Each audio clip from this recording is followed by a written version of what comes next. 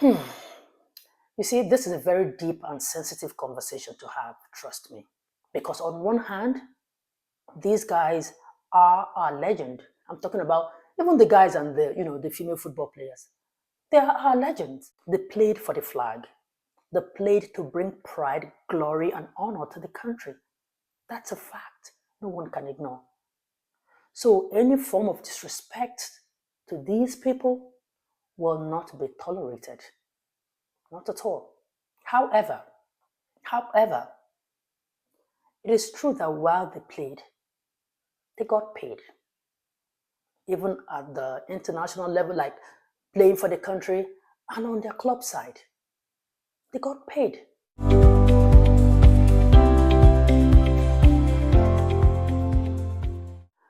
Okay, guys, let's have an honest conversation. Like, let's keep it real about our ex internationals. I'm talking about their welfare. Shall we? Shall we? Because this has become really important because of events of recent times, which has once again brought this conversation to the front burner. The conversation about the welfare of our football legends, how well they are taken care of when they are no longer playing. Let's talk. Anyway, if you're new here, welcome. My name is Osih-Oyelude. Thank you so much for joining, and don't forget to subscribe, like, and share. And for those returning viewers, I see you. Thank you so much. Now, as a child, when I started, being aware of things, the first game or the first football that I watched that I can say I already had sense was USA 94. Yes, that was the game that introduced me to the likes of, Austin Okocha, Austin Aguivon, Uche Okechukwu, Stephen Keshi, who was their captain, Emmanuel Amunike, Samson Siasia, Daniela Mokachi, Rashidi Yekini, Benny Roa, Sunday Olise, a whole lot of them. That game introduced me to them. So that was really my first time watching football, and I loved it, even though they eventually crashed out. But I fell in love with the national team because they were playing for Nigeria, and they made all of us happy.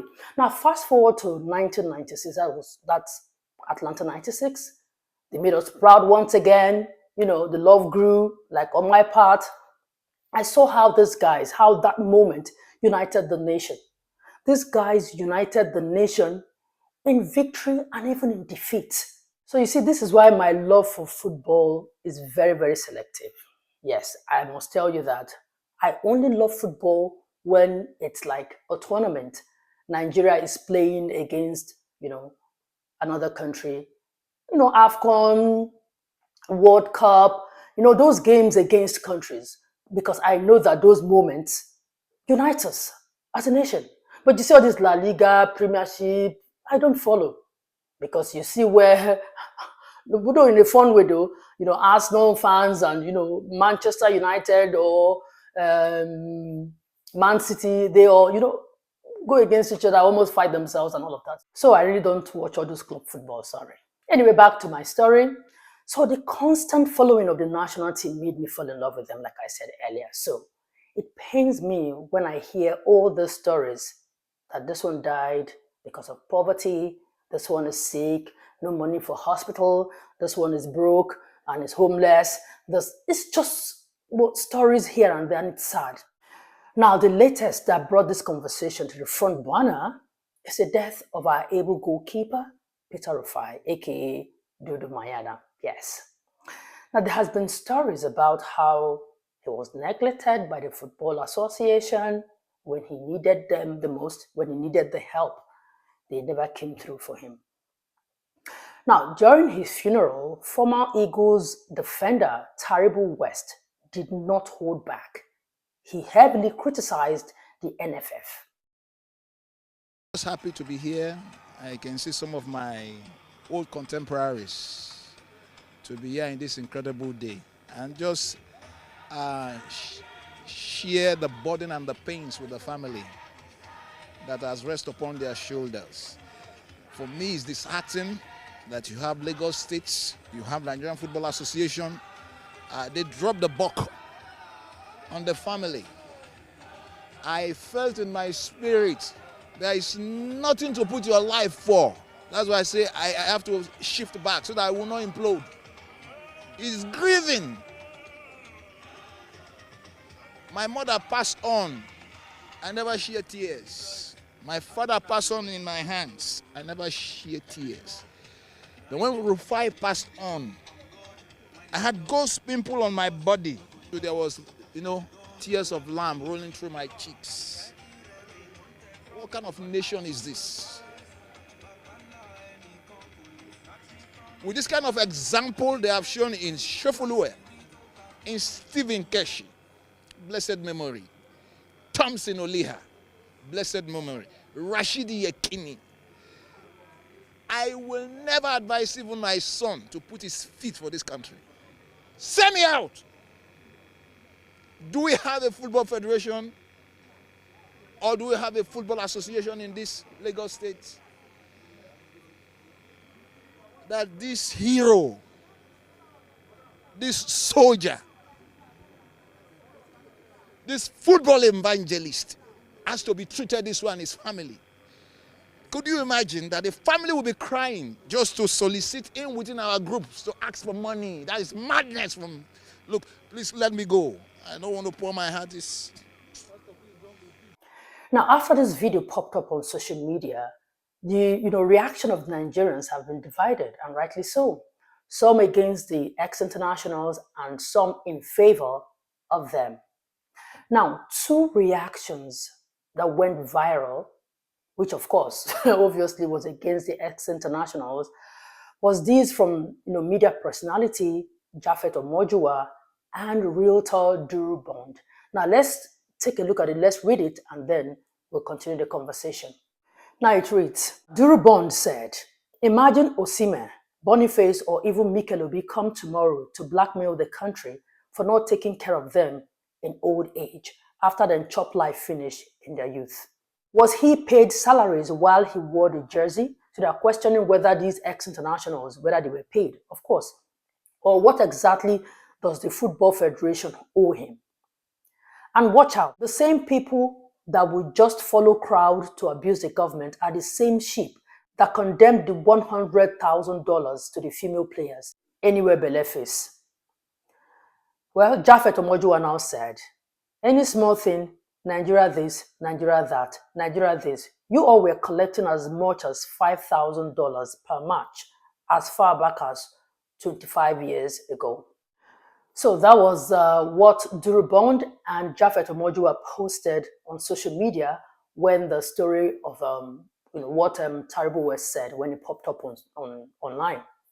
So yeah, those are valid questions by these people, right? Anyway, while we're still having that conversation, another ex-international, this time Sunday Olise, had this to say in support of his teammates. Listen to him. People ask the question, how come players, in spite of what they earn, they go broke afterwards? If you are lucky as a footballer, you will play football to the age of 35. That is if you are lucky. Unless you are one of these extraterrestrial that we have now, which is Ronaldo and Messi, who can play up to 40. No. If you play your career to 35, and then you retire at 35, and God allows you to live up to 70 or 80, you still have 35, 40 years to live. How much would you have earned to be able to cater for yourself on a monthly basis? Rufai died at the age of 61. He stopped playing football 25 years before. Now, if you multiply 25 years by 12 months that he had to go through before God called him up to heaven, we are talking about 300 months. That is 300 months that the man had to cater for himself, his wife, the kids, and the family, and friends. How much must he have earned to be able to do that? It's almost impossible. So that means people ask the question, how come players, in spite of what they earn, they go broke afterwards? If you are lucky as a footballer, you will play football to the age of 35. That is if you are lucky. Unless you are one of these extraterrestrial that we have now, which is Ronaldo and Messi, who can play up to 40. No. If you play your career to 35, and then you retire at 35, and God allows you to live up to 70 or 80, you still have 35, 40 years to live. How much would you have earned to be able to cater for yourself on a monthly basis? Rufai died at the age of 61. He stopped playing football 25 years before. Now, if you multiply 25 years by 12 months that he had to go through before God called him up to heaven, we are talking about 300 months. That is 300 months that the man had to cater for himself, his wife, the kids, and the family, and friends. How much must he have earned to be able to do that? It's almost impossible. So that means for people ask the question to be viable, to survive, and to be a dignified human being after retirement, he needs to somehow have some form of employment. The only form of employment this man can get is in the football field. The football field in Nigeria is dead. I use the word dead because we have become a nation where our national team is even being beaten by Sudan, a country that is at war. We're beaten not 1-0 by Sudan, we're beaten 4-0 by Sudan. Nigeria is To be viable, to survive, and to be a dignified human being after retirement, he needs to somehow have some form of employment. The only form of employment this man can get is in the football field. The football field in Nigeria is dead. I use the word dead because we have become a nation where our national team is even being beaten by Sudan, a country that is at war. We're beaten not 1-0 by Sudan, we're beaten 4-0 by Sudan. You see, this is a very deep and sensitive conversation to have, trust me. Because on one hand, these guys are our legend. I'm talking about even the guys and the female football players. They are our legends. They played for the flag. They played to bring pride, glory, and honor to the country. That's a fact no one can ignore. So any form of disrespect to these people will not be tolerated. Not at all. However, it is true that while they played, they got paid. Even at the international level, like playing for the country and on their club side, they got paid. Now, I'm going to choose my words carefully. God forbid I say anything disrespectful to these legends because I don't want to do that. Okay? But we need to have an honest conversation. We really do. So let's talk, okay? Let's be honest. Let's be truthful. Let's be fair, devoid of any emotional triggers, okay? All right. You see, I see their work for the country just like any other, person working in Nigeria and getting paid, like a civil servant, public servant. They work and they get paid. Only that the footballers earn higher, right? Earning from the country when they play and also earning from the clubs that they play for consistently. Now, some of them, the money they earn in a year might even be more than what a retired civil servant earned throughout his or her 35 years career in the civil service. So they earn so much. That's why when people ask what did they do with their money, it's a valid question. Now, these civil servants we're talking about, some of them retired with almost nothing because the pension is almost nothing. Even the pension we're talking about is the deduction from their monies over the years, which they start paying them when they retire. Now, these people I'm talking about, the retired civil servants, they retire at 60. For some of them, they're already too old to start anything. Most of them start living off their children, or sometimes depending on that pension, which is hardly nothing. But hey, it's something to get their gratuity income. Some is even when they try to get their gratuity that they miss their end. Some of them they buy. And you see, for some of them, that is where their suffering starts. Life just takes another turn on them. Mind you, their salaries were so small that they could not even save, because some of them, from that money that they were earning, I'm talking about civil servants here, that money they were earning, they were training their children, who would now later become their provider. Hardly do you see anyone, hustling alongside, working, doing their government work. So they almost retire with absolutely nothing. Now to the ex-international. Like Olisa said, that most of them retire at 35. Like if you are like almighty, like the Messis and the Cristiano Ronaldo, you can play up to 40. Now, if their real age is their real age, 35 is still a very young age. Yeah, if you retire at 35, you still have life ahead. Now, prior to 35, most of them were seeing mad money. They were seeing money. And we're also aware about how early it is to retire in the sport that they are in. Now, the kind of money some of them saw early in life, if they plan very well, they have no reason to complain about neglecting life, honestly.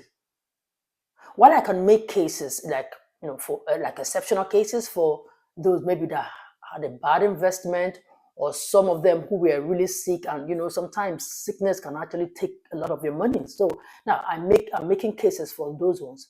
But there are some people who just didn't save. The way they spin the story is like they are supposed to be the nation's responsibility immediately they retire. No, they are not supposed to be our responsibility. That is entitlement. Because some of us are parents who served the country.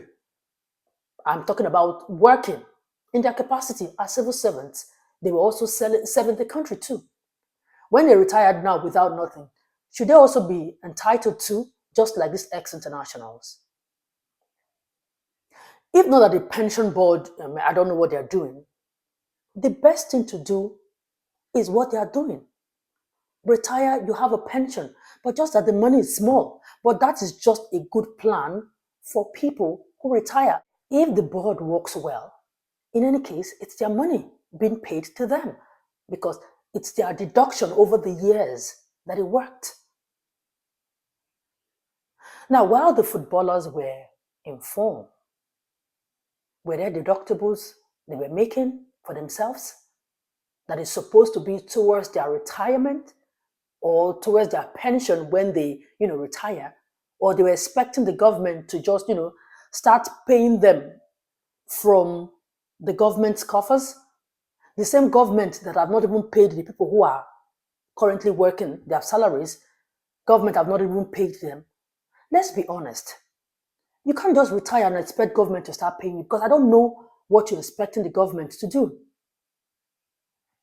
Some of you were balling, living the life, and then suddenly you retire, government should start paying you. If they didn't pay you while you played for the country, that's another conversation. So if you got paid, being entitled, I don't know where that should come from. To me, while they were working, they should have worked with NFF. Yes, they should have worked together with the Nigeria Football Federation to have the football, legend pension scheme, established under the law or something. And also an insurance scheme too, where they will put a percentage of their earnings towards their retirement. Nobody, where is the money going to come from? Because you played for Nigeria, which we appreciate so much. But it doesn't work that way. Let's be honest. Apart from some of the giftings that some of this government and kind-hearted people who will see you and want to appreciate you for how you serve the country, when necessary, when they see you to do that. But it's just not sustainable to just be paying you people permanently because you played for Nigeria. You just need to plan. Because my parents worked for Nigeria does not mean that they retire and Nigeria must be paying them. Whatever they are paying them as their pension, it's their money. Now, those who will continue to question why did they not invest? You are not wrong. Those saying that NFF has neglected them, I genuinely ask how? Was NFF supposed to be paying them monthly? Let me understand. Now, if I heard Sondoli say correctly, he said Peter Rufai retired 25 years ago and died at 61, and that how much could he have saved that would serve him till the time he died, right? Now, no savings will do that for you. It's only investment. Yes, that is because a lot of them earned so much to have done that.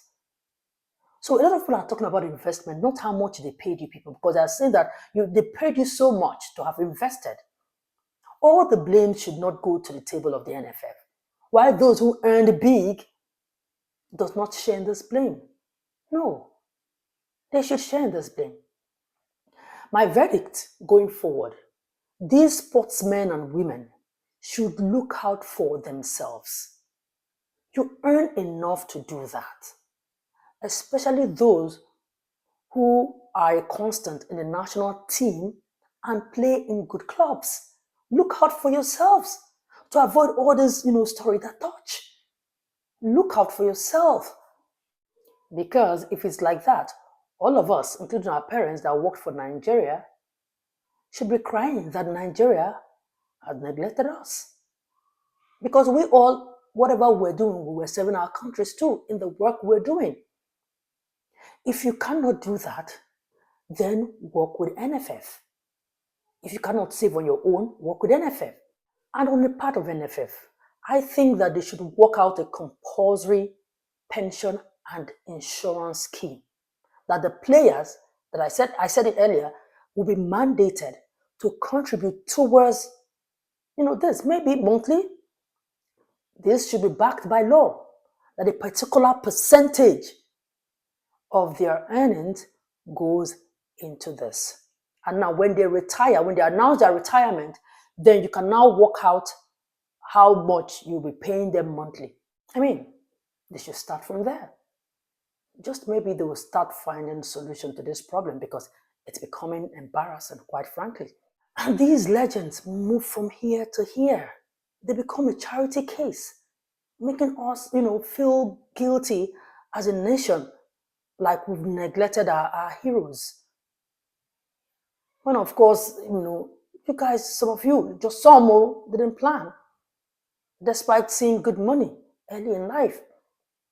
And NFF not working with you guys. So, like I said, solely putting the blame on NFF, no. And you want to absolve, the players of any blame, no. That would be unfair to the NFF, no. As long as they paid, them, no. I'm not to send NFF like that, but let's speak the truth, okay? Let's speak the truth. If they were paid for their jobs, just like anyone else. So you will not make them feel guilty, NFF or the government or Nigerians, like we're neglected. Because when you say that, it's looking like we didn't take care of our legends. Anyway, what do you guys think? Let's look at this thing fairly.